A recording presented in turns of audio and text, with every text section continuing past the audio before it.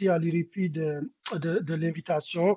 Donc, je vais partager mon écran, juste me confirmer que vous le voyez, l'écran. Vous le voyez? Parfait. Donc, sans plus tarder, moi, je vais vous parler du laboratoire d'inclusion en économie sociale sur lequel on a travaillé ces dernières années avec l'IRIPI et le chantier de l'économie sociale. Donc, bon, le déroulement, c'est que je vais vous parler un peu de l'historique. On parle de DI, l'histoire est une dimension importante. Les projets sur lesquels on a travaillé, mais aussi les outils. Aussi, on va parler un peu de perspective. Et donc, le laboratoire d'inclusion en économie sociale s'est finalement déroulé en deux étapes et les premiers jalons datent de 2021, hein, c'est pas maintenant.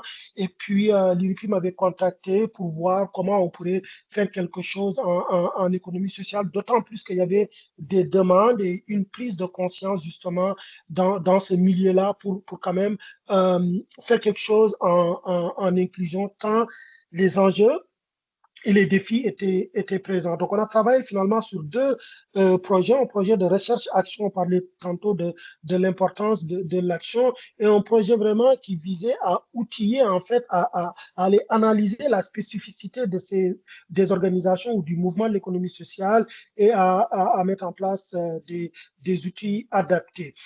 Et l'objectif, en fait, c'était finalement, parce que quand on parle d'économie sociale, j'y reviendrai, et d'inclusion, c'est 20 ans de rendez-vous manqués, 20 ans d'aller-retour où finalement, ça tourne en rond. Et l'idée, c'était de ne pas rater le coche, de vraiment amener quelque chose. Donc, il y avait un déficit de connaissances. En fait, finalement, quand on parle d'inclusion, quand on parle de diversité, qu'en est-il en économie sociale, et aussi, donc, comprendre les obstacles, justement, à l'inclusion et créer des outils adaptés. Les outils, elles existent et surtout, on parle de 2020-2021, les outils existaient, mais combien étaient adaptés à la réalité des organisations de l'économie sociale, c'était une grosse question. Donc, avant d'aller plus loin, je vais quand même brosser les spécificités de ce secteur-là ou de ce mouvement-là. Donc, quand on parle d'économie sociale, on parle d'organisations qui sont vraiment engagées vers une économie démocratique, hein, vers une économie inclusive, où finalement, c'est pas la rentabilité qui prime, mais l'impact social. Donc, l'importance, en fait, de la gouvernance, quand on parle de gouvernance, on parlait de gouvernance démocratique avec les fameux conseils d'administration qui, d'ailleurs, ne sont pas très représentatifs que ça. Quand on parle d'économie sociale aussi, il y a la dimension valeur. Et les valeurs, c'est vraiment le dénominateur commun entre l'EDI et l'économie sociale. Les valeurs d'inclusion sont là. Mais on verra plus loin qu'une chose est d'avoir les valeurs d'inclusion, une autre chose est de pouvoir les incarner. Et le profil des organisations, c'est des petites organisations. Hein. Souvent, quand on parle de DI, on va faire référence à des grosses structures telles que des multinationales. Mais là, on a affaire à des petites organisations avec donc peu de moyens. Et aussi, je parlais du rapport de recherche. Quand on observe ce mouvement-là, on va voir, oui, qu'il y a des valeurs d'inclusion, mais pour diverses raisons, l'inclusion, l'IDI, l'interculturel aussi, il ne faut pas l'oublier, ont toujours été des priorités secondaires. Et donc, quand on observe le mouvement, moi qui l'observe depuis quand même de nombreuses années, et en fait, ce qu'on note, c'est que le fait que ces enjeux-là soient de priorités secondaires font que ce n'est pas tout le temps que les organisations s'y mettent. Et souvent, c'est le contexte même qui pousse les organisations à y aller. Lors de la crise des accommodements raisonnables, il y a eu des tentatives, mais la démarche n'a pas été très structurante. Pourquoi? Parce que les organisations se sont repliées sur elles-mêmes, alors que justement, dans cette deuxième phase-là, 2020, ben, on a développé des partenariats et avec l'expertise. Parce que finalement, ce qui manquait aussi à ce mouvement-là, je sais que je ne me suis pas fait des amis quand je le disais, mais il fallait le dire, il n'y avait pas d'expertise sur ces questions-là. Résultat, ça tournait en rond et pendant 20 ans, on n'avançait pas. Donc, c'est dans ce contexte-là qu'on a lancé le laboratoire d'inclusion en économie sociale avec l'IRIPI. Et l'avantage qu'on avait, c'est que d'abord, le diagnostic, on l'avait déjà fait. On l'avait déjà fait, on avait compris où est-ce où est-ce qu'on devait aller. Donc, on lance un laboratoire d'inclusion sur le modèle de l'innovation sociale avec les Living Labs. Et donc, le résultat, Jérémy pourra vous partager les faits saillants, les liens des faits saillants et les liens du rapport. Finalement, ce qu'on a noté, deux choses. C'est-à-dire que les organisations d'économie sociale ne sont pas homogènes face à la diversité et à l'inclusion. il y a finalement, on a répertorié, ça c'est Jérémy dans sa recherche, Jérémy Duhamel de l'IRIPI, qui a répertorié 4 types d'organisations. Des organisations qui finalement, pour elles, la diversité, sont indifférentes à la diversité. D'autres qui ont des bonnes intentions, qui ont les valeurs, qui ont envie d'y aller, mais qui se posaient la question par où commencer, où aller.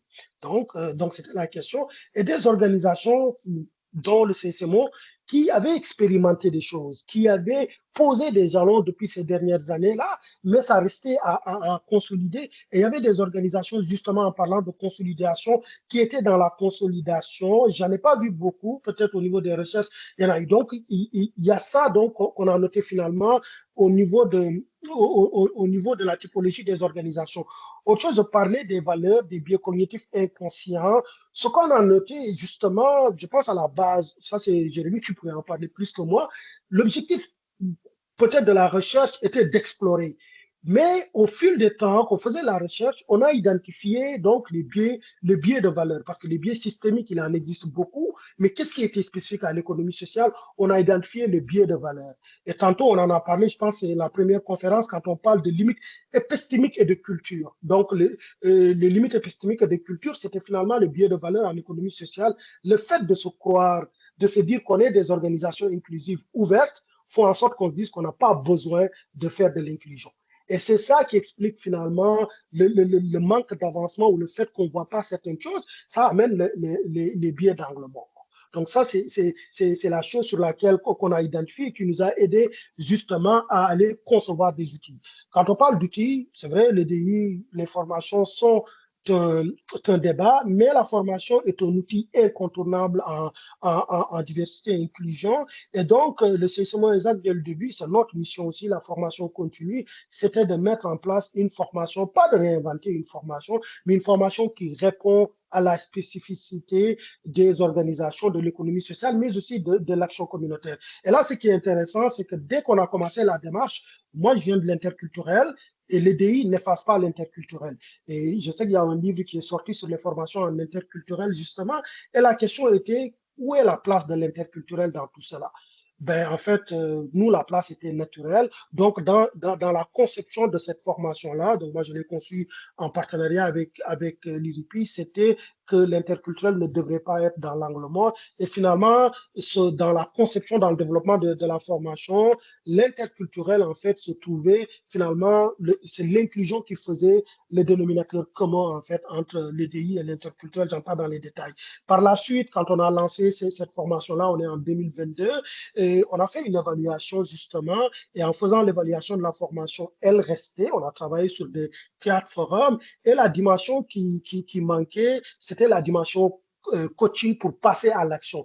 Et c'est comme ça que Jimmy a intégré l'équipe, Jimmy Hoon, qui parlait tantôt justement avec son expertise en interculturel, mais aussi en accompagnement pour venir pallier. Donc, on a fait cette étude critique-là, où amener donc où aller nos formations. Donc, le parcours de formation qui est destiné aux organisations d'économie sociale et puis aussi aux